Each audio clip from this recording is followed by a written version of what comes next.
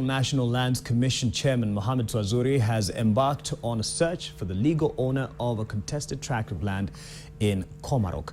The land, according to its chairman Bernard Maembe, was acquired in 1963 by members from the colonialists and has belonged to the members since then.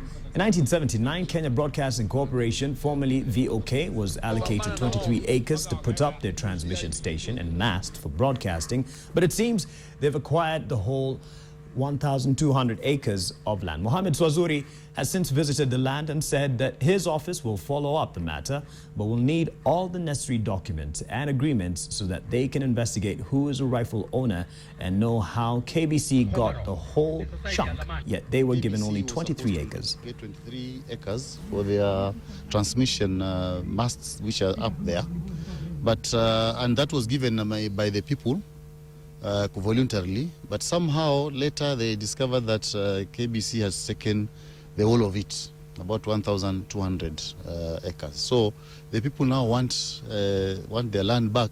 We are asking for documentation. If there was any written agreement or if there was none, if there's any compulsory acquisition, we have to know. Because if this land was compulsory acquired, the membership of the ranch, of the housing society, must have been given an offer. Valuers must have come here to do the valuation, give them an offer, and then pay them.